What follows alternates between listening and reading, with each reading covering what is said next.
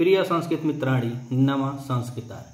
Are के education study में आप सभी भाई बहनों का हार्दिक स्वागत अभिनंदन करते हुए आज हम practice set UP TGT, PGT, ELT, BPSC, MP वर्ग 2 इत्यादि जितने भी हमारी भाई बहन हैं, अगर आप लोग प्रतियोगी परीक्षाओं की तैयारी कर रहे हैं तो यह सबके लिए उपयोगी क्लास होगा। यह नहीं कि बस यूपी टीजीटी के लिए ही या पीजीटी के लिए है। आप देखिएगा, यह बहुत अच्छे और महत्वपूर्ण प्रश्नों का संग्रह मिलेगा इस क्लास में। तो अगर आपको यह वीडियो अच्छी लगे तो शेयर कीजिएगा। अच्छी लगे तब पहले आप पढ़िएगा, उसके बाद जब अच्छी लगे तो शेयर कीजिएगा। और अगर चैनल पे आप नए हैं तो चैनल को सब्सक्राइब कीजिएगा, क्योंकि हम इस चैनल पे प्रतिदिन एक वीडियो प्रैक्टिस सेट का हम हल करवाते हैं, अभ्यास मॉडल प्रश्न पत्रों को, और अभ्यास ही उन्नति का द्वार खोलता है। तो अभ्यास हम लोग प्रतिदिन करते हैं, 30 प्रश्न, 50 प्रश्न, 80 प्रश्न, तो ऐसे ऐसे हम करते चलें। तो आज जो भी प्रश्न आए हुए हैं सब महत्वपूर्ण प्रश्न हैं और आज इन्हीं महत्वपूर्ण प्रश्नों पे हम लोग चर्चा करते हैं। अब हम प्रश्न नंबर 31 को देखते हैं। प्रश्न नंबर 31 कह रहा है कि गुण संज्ञक वर्ण नास्ति, गुण संज्ञक वर्ण नहीं है। तो यहाँ पे देखिए संज्ञक पूछा है, जिससे हम लोग अगर पढ़ेंगे बाबूराम सक्सेना तो पहले ही संज्ञा के बारे में दिया है, वृद्धि संज्ञा है, गुण संज्ञा है, तो उसमें से ही प्रश्न यह पूछा गया है। और यह अष्टाध्यायी महाकवि पाणिनि जी की यह मत रचना ऐसी है जिसमें बस सूत्र ही सूत्र हैं, लगभग 4000 सूत्र हैं। उसमें से अष्टाध्यायी का पहला सूत्र होता है वृद्धिरादैच और अंतिम सूत्र होता है अ। तो गुण संज्ञक है और इसका सूत्र क्या होता है, आद गुण सूत्र होता है, और उसके बाद आदेंग गुण जो होता है वह गुण संधि का होता है। तो यहीं पे पूछ रहा है कि गुण संज्ञक वर्ण नहीं है, अ ए ओ। यह देखते हैं हम लोग जब पढ़ेंगे तो उसमें यह तीनों दिया है, अ ए ओ, यह गुण संज्ञक होते हैं, लेकिन जो अ होता है यही गुण संज्ञक नहीं होता है। बताया जाता है कि इसे अ के बाद आ के बाद ई उ री ली के रहने पर दोनों के स्थान पर गुण एक आदेश हो जाता है। और गुण से तात्पर्य यह है कि अ ए ओ होता है। तो यहाँ पे गुण संज्ञक कौन सा नहीं है यही पूछा है। प्रश्न नंबर 31 में विकल्प हमारा सी सही होता है कि अ नहीं है। अब हम प्रश्न नंबर 32 को देखें तो प्रश्न नंबर 32 में कह रहा है कि गुण मिश्र इत्यस्य समासः विग्रह अस्ति। गुण मिश्र का समास विग्रह, जो समासिक विग्रह है वह क्या होगा। ऑप्शन ए कह रहा है गुणस्य मिश्र, बी कह रहा है गुणेन मिश्र, सी कह रहा है गुणे मिश्र, और डी कह रहा है कि गुणाय मिश्र। तो गुणस्य गुणेन गुणे गुणाय और मिश्र सब में दिया है। तो गुणेन मिश्र का समासिक विग्रह जो हम देखेंगे इसमें तृतीयांत होता है। मिश्र में क्या होता है, तृतीयांत होता है, और तृतीया तत्पुरुष समास है। तो गुणे में तृतीया नहीं लगी है, गुणाय में नहीं लगी है, गुणस्य में नहीं लगी है, यह गुणेन में लगी हुई है। तो गुणेन मिश्र सही विग्रह जो होगा इसका वह गुणेन मिश्र होगा। और कैसे होगा तो बताया जाता है पूर्व सदृश्य समानार्थक लह निपुण मिश्रण लक्षणे सूत्र के अनुसार तृतीयांत मिश्र के साथ तृतीया तत्पुरुष समास होता है। तो प्रश्न नंबर 32 में विकल्प हमारा बी सही होता है। अब हम प्रश्न नंबर 33 को देखें तो 33 में कह रहा है कि भ्रमंतः इत्रत्य कः प्रत्यय। भ्रमंत में कौन सा प्रत्यय है। तो सानस प्रत्यय है कि कतवतु है कि कत है कि सत्रि है। तो भ्रंत जो है तो इसमें भ्रंत धातु में जो भ्रम धातु है, तो भ्रम धातु से परे जब सत्र प्रत्यय लगाने पर भ्रमंत शब्द का निष्पन्न होता है। प्रथमांत के अतिरिक्त अर्थात द्वितीयांत आदि पदों के साथ समानाधिकरण लट के स्थान पर सत्रि और सानस प्रत्यय होते हैं। तो यहाँ पे सत्रि और सानस कौन सा दिया हुआ है, तो यहाँ पे दोनों दिया है, भ्रमंतः सानच कः प्रत्यय। तो यहाँ पे विकल्प से कौन देखा जाए तो यहाँ पे डी वाला विकल्प सही होगा, सत्र प्रत्यय होता है। प्रश्न नंबर 33 में अगर धातु की बात करें तो इसमें ब्रह्म धातु होती है और सत्र प्रत्यय लगाने पर शब्द बनता है भ्रमंत। प्रश्न नंबर 33 का विकल्प हमारा डी सही होता है। अब बात करें प्रश्न नंबर 34। प्रश्न नंबर 34 में कह रहा है कि मया पाठ पठनीय रेखांकित पदे प्रत्यय अस्ति। तो जो पठनीय है उसी में पूछ रहा है कि इसमें कौन सा प्रत्यय है। तो यह तो आप सभी लोग विदित ही होंगे कि इसमें कौन सा प्रत्यय है। तो देखते हैं ऑप्शन हमें क्या बता रहा है कि तव्यत प्रत्यय है, कि अनियर प्रत्यय है, कि तम प्रत्यय है, कि कत्वा प्रत्यय है। प्रश्न नंबर 34 में यहाँ पठनीय में जो है वह अनियर प्रत्यय होता है और अनियर प्रत्यय जो तव्यत प्रत्यय के समानार्थक होता है। इसका प्रयोग किस लिए किया जाता है? तो इसका प्रयोग चाहिए या योग्य के अर्थ में किया जाता है। जैसे यहाँ पर है कि मया पाठ पठनीय, मुझे अपना पाठ पढ़ना चाहिए या योग के अर्थ में होता है और इसका अनीय शेष रहता है और र का लोप हो जाता है। तो प्रश्न नंबर 34 में विकल्प हमारा बी सही होता है कि पठ के साथ अनियर प्रत्यय किया गया है, तो शब्द बना है पठनीय। प्रश्न नंबर 34 में विकल्प हमारा बी सही होता है। अब हम प्रश्न नंबर 35 को देखें तो प्रश्न नंबर 35 में कह रहा है तत् धन लय इतस्य संधि भवति। इसमें कौन सी संधि है? तत् धन लय में तल्लय होता है। क्या होता है? तल्लय होता है और तल्लय जो होता है वह तोरली सूत्र से तो के स्थान पर लो आदेश हो जाता है और प्रसवर्ण लत्व संधि का प्रयोग होता है। प्रसवर्ण होता है और प्रसवर्ण के साथ इसमें लत्व संधि का प्रयोग होता है। तो तत् धन लय का जो होगा संधि वह तल्लय होगा और तल्लय जब होता है तो यहाँ पे कौन सा सूत्र काम करता है? तो तोरली सूत्र करता है। प्रश्न नंबर 35 का विकल्प हमारा बी सही होता है। अब हम प्रश्न नंबर 36 और प्रश्न नंबर 36 को देखें तो कह रहा तच्छिव इत्यत्र संधि अस्ति। ऑप्शन ए जसत्व है, बी कह रहा है कि छत्व है, सी कह रहा है कि पूर्व सवर्ण है और डी कह रहा है कि अनुस्वार है। तो तच्छित्व और तच्छित्व को देखा जाए तो इसमें तद प्लस शिव होता है तब जाके बनता है तच्छिव और यहाँ पे इच्छुत्व चत्व छत्व 3 संधियों का प्रयोग होता है। जैसे चत्व संधि को देखें तो जिसके अंत में ड़ न म त्र या र ल व को छोड़कर कोई अन्य व्यंजन के बाद स्वर ख क छ ठ थ च ट त प क स आए तो झल के स्थान पर चर उसी वर्ग का प्रथम अक्षर हो जाता है। इच्छुत्व संधि को देखा जाए तो सकार और त वर्ग जो इच्छुत्व संधि इसमें है तो इच्छुत्व संधि को देखा जाए तो जो चकार होता है और सकार और त वर्ग जैसे त थ द ध न हो जाता है और सकार व च वर्ग में से किसी एक का योग होता है और छत्व संधि पद के अंत में स्थित 6 वर्गों के 1 2 3 4 वर्ण के बाद स का छ हो जाता है और विकल्प से स के आगे अट अर्थात स्वर हय व रट वर्णों के होने पर। तो प्रश्न नंबर 36 में पूछ रहा है तो यहाँ पे विकल्प हमारा कौन सा सही होगा? तो यहाँ पे बी हमारा सही होता है कि इसमें छत्व संधि होती है। प्रश्न नंबर 36 में विकल्प हमारा बी सही है।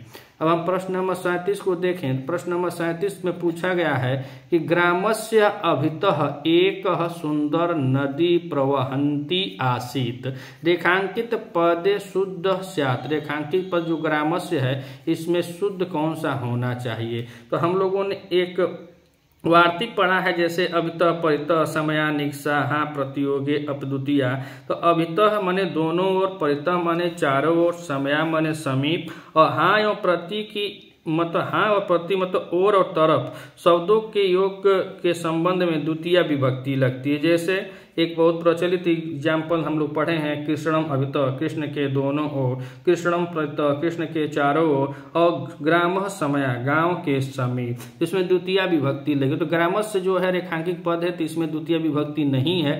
तो इसमें कौन सी द्वितीय विभक्ति है? तो करें ग्रामात्, पंचमी हो जाएगी ग्रामीण, तृतीया हो जाएगी ग्रामम, यही द्वितीय विभक्ति है। तो प्रश्न नंबर 37 में विकल्प हमारा ए सही होता है कि ग्रामस्य नहीं होगा, वहां पे ग्रामम अभितः एक सुंदर नदी प्रवहन्ती आसीत। गांव के दोनों ओर एक सुंदर नदी प्रवाहित होती है। अब हम प्रश्न नंबर 38 को देखें तो प्रश्न नंबर 38 में पूछ रहा है कि बालकः दुग्धा पीबति रेखांकित पदे शुद्ध रूपम वर्तते। तो जो रेखांकित पद है दुग्धा, यहीं पे पूछ रहा है कि यहाँ पे शुद्ध रूप कौन सा होगा। तो ऑप्शन ए में बता रहे हैं कि दुग्धम होगा, बी कह रहे हैं कि दग्ध होगा, सी कह रहे हैं कि दुग्ध का होगा और डी कह रहे हैं कि दुग्धेन होगा। तो प्रश्न नंबर 38 में देखा जाए तो यहाँ पे बालक दुग्धम पीबती अर्थात विकल्प से हमारा जो सही है वो हमारा ए विकल्प सही होगा। प्रश्न नंबर 38 में क्या है कि जिसमें कर्ता क्रिया एवं सर्वाधिक इच्छति तस्य कर्म संज्ञा भवति, कर्मणि या द्वितीय विभक्ति होती है। तो प्रश्न नंबर 38 में विकल्प हमारा ए सही होगा, दुग्धम। प्रश्न नंबर 39 और प्रश्न नंबर 39 में पूछ रहा है कि अशुद्धम वाक्यम अस्ति, अशुद्ध वाक्य है। ऑप्शन ए बालक पर्यंक सेते, बी करें छात्र देवालयम अधिसेते और सी करें कि हरि वैकुंठम अधिसेते और डी कह रहे हैं कि बालक विद्यालय है अधिष्ठिति। और इसमें शुद्ध और अशुद्ध पूछा गया है। इसमें अशुद्ध कौन सा है? तो बालक पर्यंक सेते, यह तो सही है, बालक पलंग पे सोया है। दूसरा कह रहे हैं कि छात्र देवालयम अधिसेते, तो यहाँ पे हरि वैकुंठम अधिसेते गलत कहाँ है? तो ऑप्शन डी में है कि बालक विद्यालय अधितिष्ठति, यही विकल्प हमारा अशुद्ध है। प्रश्न नंबर 39 में और कहाँ है अशुद्ध है? क्योंकि अधितिष्ठति के योग में द्वितीय विभक्ति आती है, तो यहाँ पे विद्यालय में होना चाहिए, यहाँ पे विद्यालय दे दिया है तो विद्यालय नहीं। अगर यही विद्यालय में होता तो सही हो जाता, लेकिन यहाँ पे अशुद्ध यहीं से गलत है। बालक विद्यालयम अधितिष्ठति, तो अधितिष्ठति के योग में द्वितीय विभक्ति होती है, यहाँ पे द्वितीय विभक्ति नहीं है। तो प्रश्न नंबर 39 में जो सही नहीं है वही प्रश्न वही उत्तर हमारा सही होता है। प्रश्न नंबर 39 का विकल्प हमारा डी सही होता है। अब हम बात करें प्रश्न नंबर 40 और प्रश्न नंबर 40 को देखें तो प्रश्न नंबर 40 में पूछ रहा है कि नमः इति योगे विभक्ति स्यात्, नमः के योग में कौन सी विभक्ति होगी? तो हम लोगों ने एक सूत्र पढ़ा है कि नमः स्वास्ति स्वाहा स्वधा अलम वषष्ठ योगाश्च, सूत्र के अनुसार नमः स्वास्ति स्वाहा स्वधा अलम वषष्ठ के योग में चतुर्थी विभक्ति होती है। तो प्रश्न नंबर 40 में विकल्प दिया है द्वितीय विभक्ति, पंचमी विभक्ति, तृतीय विभक्ति की चतुर्थी विभक्ति। तो नमः स्वास्ति स्वाहा अलम वषष्ठ के योग में कौन सी होती है? चतुर्थी विभक्ति। प्रश्न नंबर 40 का विकल्प हमारा डी सही होता है। अब हम प्रश्न नंबर 41 को देखें तो 41 नंबर प्रश्न में पूछ रहा है कि विपत्त कालः इत्यर्थ संधि अस्ति, विपत्त काल में कौन सी संधि है? ऑप्शन ए कह रहा है कि इष्टुत्व है, बी कह रहा है इष्टुत्व है और सी कह रहा है जसत्व है और डी कह रहा है कि चत्व है। तो 41 में देखा जाए तो इसमें झल वर्ण जो होते हैं तो यहाँ पे विपत्त काल इतरत संधि, तो इसमें चत्व संधि होती है। और काहे होती है?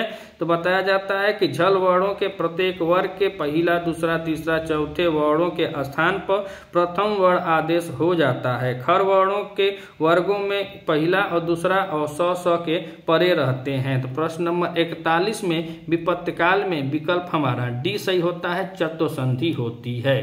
अब हम प्रश्न नंबर 42 को देखें तो 42 में पूछ रहा है कि नित्य नपुंसक लिंगे एक वचनांत समासः भवति, नित्य नपुंसक लिंग में एक वचन में कौन सा समास होता है? तो प्रश्न नंबर 42 में देखा जाए तो विकल्प वाले हम लोग पढ़ते हैं तो विकल्प दिया है बहुब्रीहि समास होता है कि द्विगु होता है कि द्वंद्व होता है कि अव्ययी भाव समास होता है। तो नित्य नपुंसक लिंग और एक वचन में जो समास होता है वो अव्ययी भाव समास होता है। कौन सा समास होता है?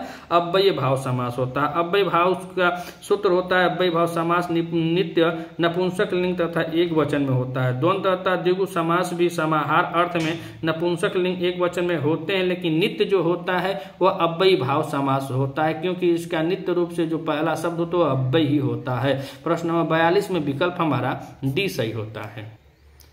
अब हम प्रश्न नंबर 43 को देखें तो प्रश्न नंबर 43 में कह रहा है कि धन्यार्थ इत्यत्र क समास, धन्यार्थ में कौन सा समास है? ऑप्शन ए अव्ययी भाव समास है, बी द्वंद्व समास है, सी द्विगु समास है और डी कह रहे हैं कि तत्पुरुष समास है। तो हम लोगों ने एक सूत्र पढ़ा है कि तृतीयात कृताथेन गुणवचनेन, अर्थात तेन कृतः तृतीयांत का तृतीयांत के अर्थ से किए हुए गुणवाचक शब्द साथ तथा अर्थ के साथ समास होता है। कौन सा समास होता है? तो तत्पुरुष समास होता है, तृतीया तत्पुरुष समास। प्रश्न नंबर 43 में विकल्प हमारा डी सही होता है कि तत्पुरुष समास हो जाता है। अब पूछ रहे हैं प्रश्न नंबर 44 कि कुमार संभव महाकाव्य कति सर्गा संति। कुमार संभव जो महाकाव्य है वह कितने सर्गों का है? तो उसमें सर्ग हमको बताना है। तो कुमार संभव की बात करें तो यह महाकवि कालिदास द्वारा विरचित एक महाकाव्य है जो 17 सर्गों में विभक्त है। इसमें जो भगवान पार्वती और शिव जी होते हैं, यह दोनों लोगों के प्रेम का भी वर्णन मिलता है और महत्वपूर्ण यह है कि इसमें कार्तिकेय का जन्म का भी वर्णन मिलता है और तारकासुर के वध का भी वर्णन मिलता है। तो प्रश्न नंबर 44 में कुमार संभव में कुल कितना ऑप्शन दिया है? 16 नहीं होता, अष्टादश भी नहीं है, द्वाविंशति भी नहीं है, यह सप्तदश है, अर्थात 7 और 10 मतलब 17 सर्गों में विभक्त है कुमार संभव। प्रश्न नंबर 44 का विकल्प हमारा बी सही होता है। अब हम प्रश्न नंबर 45 को देखें तो 45 में पूछ रहा है कि एको रसः करुणा एवं निमित्त भेदात इत्युक्त कस्मिन् ग्रंथे उक्ता। उत्तरामचरिते, मालती माधवे, महावीर चरिते, नीति शतके। तो जो नीति शतक है यह थोड़ा सा अलग रचना है, यह महाकवि भर्तृहरि जी की रचना है। किसकी रचना है? भर्तृहरि जी की रचना है, जिन्हें शतक त्रय के जन्मदाता भी कहा जाता है। इनकी 3 रचनाएं हैं, नीति शतक है, वैराग्य शतक है, श्रृंगार शतक है और एक व्याकरण ग्रंथ भी इनका है वाक्यपदियम।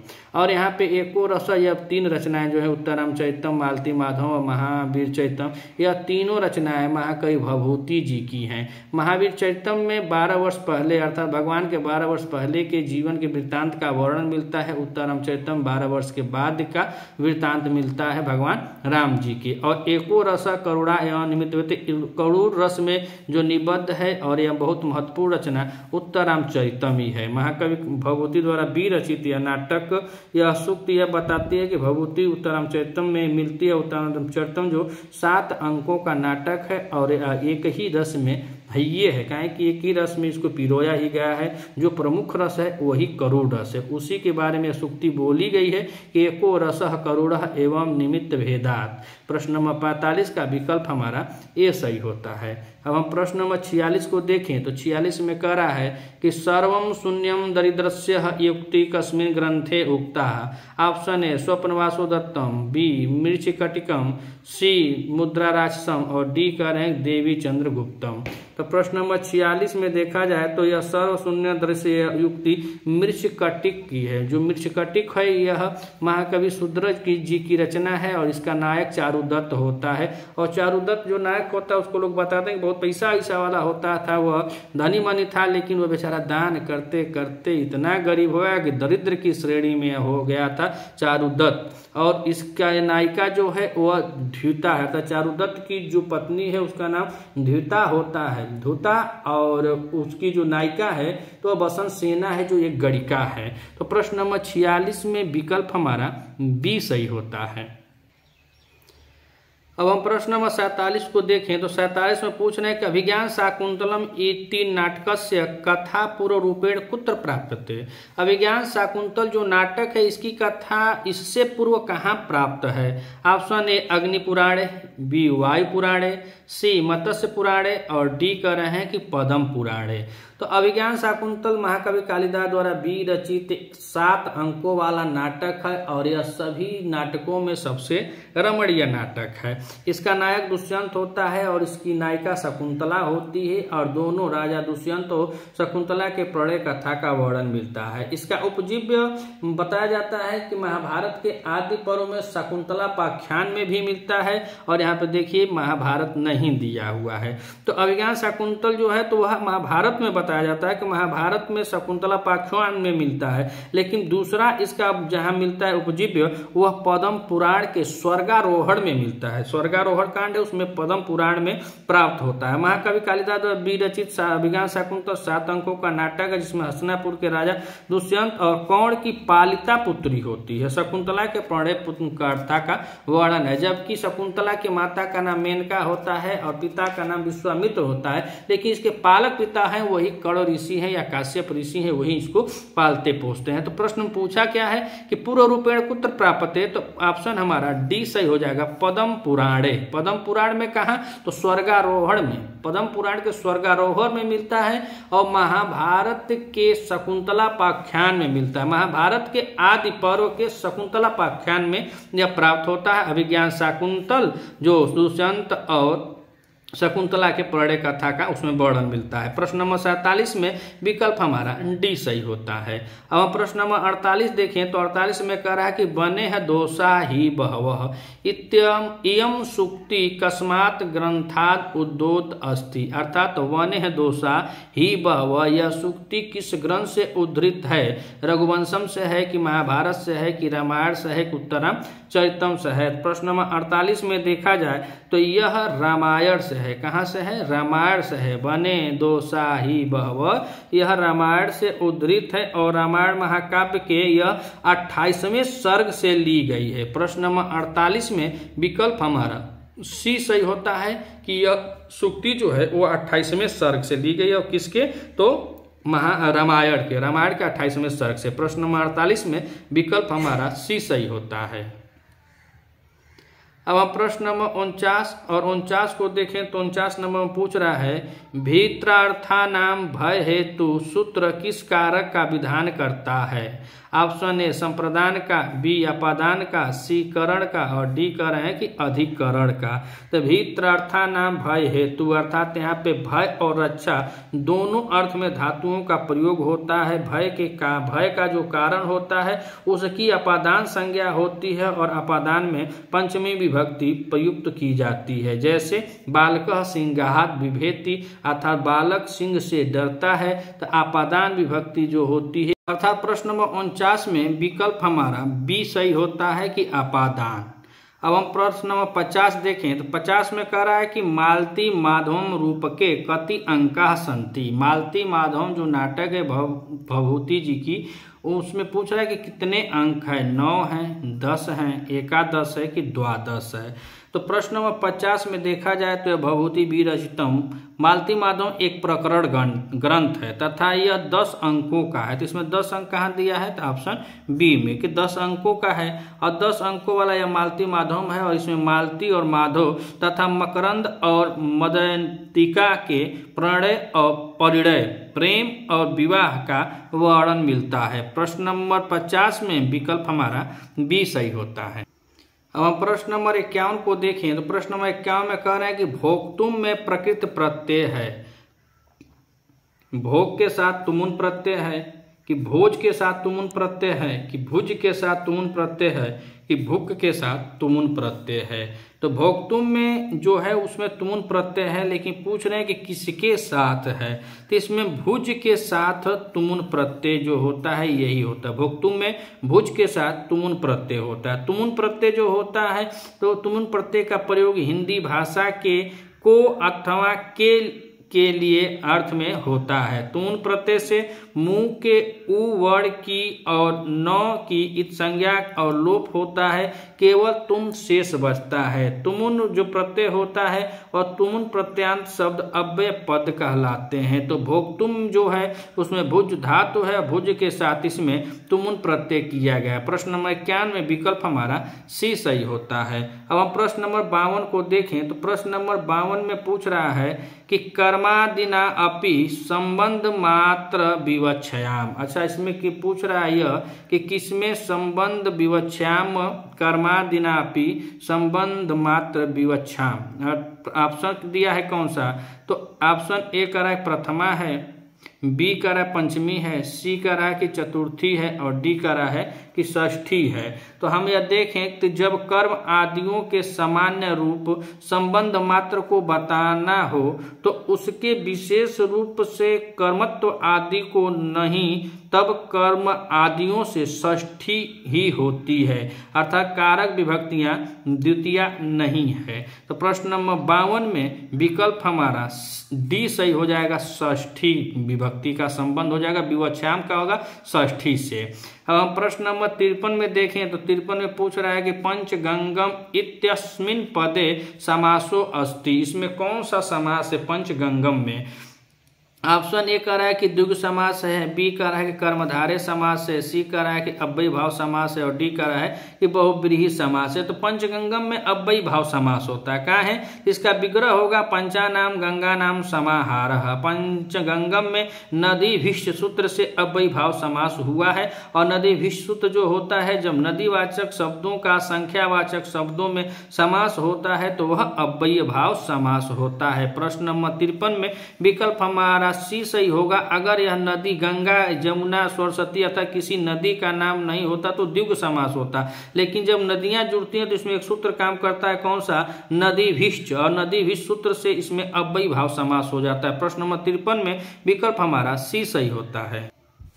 अब हम प्रश्न नंबर 54 और प्रश्न नंबर 54 को देखें तो इसमें कह रहे हैं कि वागार्थाविव संपृक्तो इति मंगलाचरणम अस्ति। वागार्थाविव संपृक्तो मंगलाचरण है, कुमार संभव का है, कविज्ञान शाकुंतलस्य का है, कि मेघदूतस्य का है, कि रघुवंशम महाकाव्य का है। तो प्रश्न नंबर 54 में हम देखेंगे तो यहाँ पे बताया जाता है कि रघुवंश महाकाव्य जो है उसी का यह मंगलाचरण है। कहा है कि मंगलाचरण 3 प्रकार के होते हैं, एक नमस्कारात्मक मंगलाचरण होता है, एक आशीर्वादात्मक मंगलाचरण होता है और एक वस्तु निर्देशात्मक मंगलाचरण होता है। तो रघुवंश महाकाव्य का शुभारंभ जो होता है वह नमस्कारात्मक मंगलाचरण के साथ किया जाता है, जिसके द्वारा भगवान शिव व पार्वती की वंदना की गई है, जो उसमें यह बताया गया है कि वागार्थाविव संपृक्तो वागार्था प्रतिपतय जगतः पितरो वंदे पार्वती परमेश्वरो। यह पूरा इसका यह जो मंगलाचरण है यह रघुवंश का है। प्रश्न नंबर 54 में विकल्प हमारा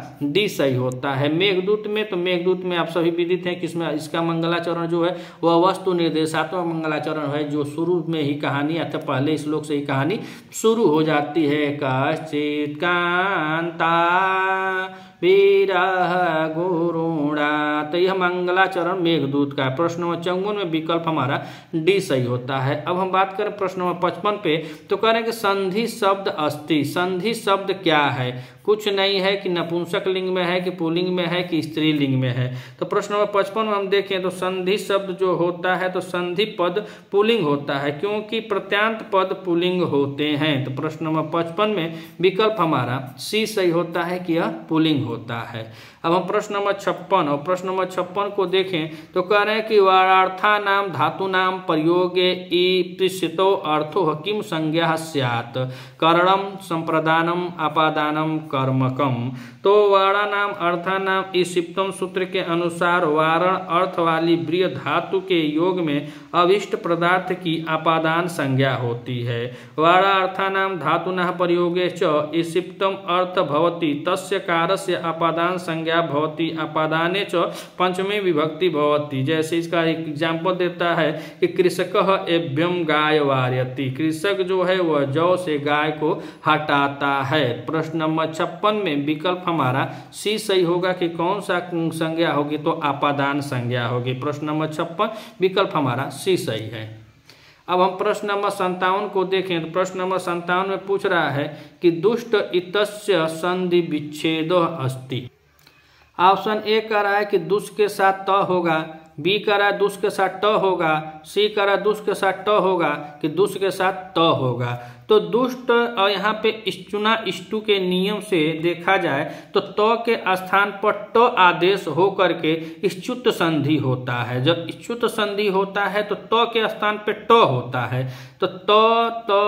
तो ये तो ट होइबे नहीं करेगा। अब यहाँ से यहाँ पहला सही होके चाहे डी वाला सही होके, तो यहाँ पे त जो है दुष्ट के साथ यहाँ पे या दुष्ट है तो यहाँ पे जो स है तो स यहाँ हलंतम है ये है तो त होगा, यहाँ पे छोटा वाला स है। तो ऑप्शन 57 का विकल्प हमारा ए सही होता है। और इसमें कौन सी संधि है? स्टूना-स्टूक नियम से यह यहाँ पे हुई है, तो दुष्ट के साथ त हुआ है। प्रश्न नंबर 57 में विकल्प हमारा ए सही होता है। प्रश्न नंबर 58, और प्रश्न नंबर 58 में कह रहा है कि सैनम इतस्य संधि विच्छेद करणीयः। सैनम शब्द का संधि विच्छेद करिए। सै धन नमः, से धन अनम, से धन नमः और सै धन नमः। तो प्रश्न नंबर 58 में देखा जाए तो यहाँ पे से के साथ अनम होता है। से के साथ क्या होता है? अनम होता है। यहाँ ए के स्थान पर ऐ आदेश हो करके आयादि संधि हो जाती है, तो आयनम होता, तो से अनम तो शयनम। प्रश्न नंबर 58 में विकल्प हमारा बी सही होता है। अब हम प्रश्न नंबर 59 को देखें तो पूछ रहा है कि वृद्धि संज्ञा विधायकम सूत्रम अस्ति। वृद्धि संज्ञा, अब यहाँ पे थोड़ा बहुत लोग जल्दबाजी में ओवर कॉन्फिडेंस में यहाँ पे गच्चा खा जाते हैं। यह वृद्धि संधि नहीं है, वृद्धि संज्ञा विधायकम सूत्र है, उच्चैर उदात्त नहीं होगा। अदेंगुड़ा है कि वृद्धिरेची है कि विद्रादैच है? तो इसमें हम देखेंगे तो जो विद्रादैच है यही ऑप्शन हमारा सही होता है, विद्रादैच। अष्टाध्यायी महाकवि पाणिनि विरचित यह व्याकरण ग्रंथ है और इसमें लगभग 4000 सूत्र बतलाया जाता है, जिसमें पहला सूत्र देखा जाए तो यही विद्रादैच है। विद्रादैच मतलब यह पहला सूत्र है और अंतिम सूत्र जो होता है वह अ होता है। विद्रादैच, इसमें सूत्र में कुल 3 पद होते हैं। वृद्धि होती है, आत होता है और एच होता है। सूत्र का अर्थ यह होता है कि व्याकरण शास्त्र में आ, ए तथा अ वर्णों की वृद्धि संज्ञा होती है, अर्थात वृद्धि के रूप में इन्हीं तीनों वर्णों का प्रयोग होता है। तो प्रश्न नंबर 59 में विकल्प हमारा डी सही होगा, विद्रादैच। और जो वृद्धिरेची जो है यह वृद्धि संधि का सूत्र है, वृद्धिरेची, और विद्रादैच जो है यही वृद्धि संज्ञा विधायक हैं। बहुत लोग देखेंगे हड़बड़ा के मार देंगे, यह प्रश्न में पढ़ेंगे नहीं, वह जल्दीबाजी में वृद्धिरेची मार देंगे। वृद्धिरेची जो है यह संधि का सूत्र है और यहाँ पे वृद्धि संज्ञा विधायक सूत्र विद्रादैच होता है। प्रश्न नंबर 59 में विकल्प हमारा डी सही होता है। अब हम बात करते हैं प्रश्न नंबर 60। मित्रों, आज की श्रृंखला का यह अंतिम प्रश्न होगा। आप वीडियो को देखिएगा, अगर अच्छा लगे वीडियो तो कमेंट कीजिएगा कि हाँ सही है, नहीं है तो क्या कमी है, क्या सही है, उसको आप बता सकते हैं। तो इसी तरह हम 30-40 प्रश्न जैसे आप थोड़ा सा लगे रहते हैं, कमेंट वमेंट आता होता है तो हमको भी अंदर से उत्साहवर्धन थोड़ा और बढ़ा दें, थोड़ा और बढ़ा दें। इतना कड़कड़ाती गर्मी में बैठ के और यहाँ पे आप लोग को कमेंट में नहीं करते हैं, सही गलत कुछ भी तो कर दिया कीजिए। आइए देखते हैं प्रश्न नंबर 60 को। यह 30 प्रश्नों की यह श्रृंखला है, फिर कल मिलेंगे अगले 30 प्रश्नों के साथ। तो यहाँ पे अंतिम जो प्रश्न है उसको देखते हैं 60 नंबर पे कि अवार्दची परे है पूर्य पर्यो स्थाने क संधि स्यात्। ऑप्शन ए कह रहा है कि वृद्धि संधि होती है, बी कह रहा है आदि संधि होती है, सी कह रहा है गुण संधि होती है और डी कह रहा है कि दीर्घ संधि होती है। तो इसमें हम देखेंगे 60 में, तो इसमें आद गुण सूत्र के अनुसार अवर्ण अ या आ से परे में अवर्ण भिन्न अच रहने से पर पूर्व तथा पर वाले 2 वर्णों के स्थान पर गुण वर्ण एक आदेश होता है। तो जब गुण वर्ण एक आदेश होता है तो प्रश्न नंबर 60 में विकल्प हमारा क्या हो जाएगा? सी सही हो जाएगा कि गुण। अगर आप इस चैनल पे नए हैं तो चैनल को सब्सक्राइब कीजिएगा। यह प्रतियोगी परीक्षाओं के प्रैक्टिस सेट इस चैनल पे सदैव इसी तरह चलता ही रहेगा। इसमें आप लोग देखेंगे तो हमारे प्लेलिस्ट में मैराथन क्लास भी है, मैराथन क्लास है, महामैराथन है, मतलब 125, 25, 130, 150 प्रश्न हम लोग करवा दिए हैं। अब पेपर जो आयोग की मंशा है, अब सरकार की मंशा है, उसको देखते हुए आप लोग भी कितना रुचि रखते होंगे, इसलिए हम 30-30, 35 प्रश्नों को चला रहे हैं। श्रृंखला चलती रहेगी, अभ्यास प्रतिदिन होता रहेगा, इसीलिए हम 30-30 प्रश्नों की 35-35 प्रश्नों की श्रृंखलाओं को चला रहे हैं। लेकिन ये बड़ी ईमानदारी से प्रतिदिन हम लोग चलाते हैं। अब प्रतिदिन हमारी वीडियो आप लोगों के तक जाती रहेगी। अगर जितने भाई हमारे सब्सक्राइबर किए हैं चैनल को, वो अब जानते हैं हम प्रतिदिन एक वीडियो को हम प्रतिदिन भेजते रहते हैं। अगर वीडियो अच्छी लगे तो वीडियो को लाइक कीजिएगा, शेयर कीजिएगा। अगर आप चैनल पर नए हैं तो चैनल को भी सब्सक्राइब कीजिएगा। मिलते हैं अगले वीडियो में, तब तक के लिए नमः संस्कृताय।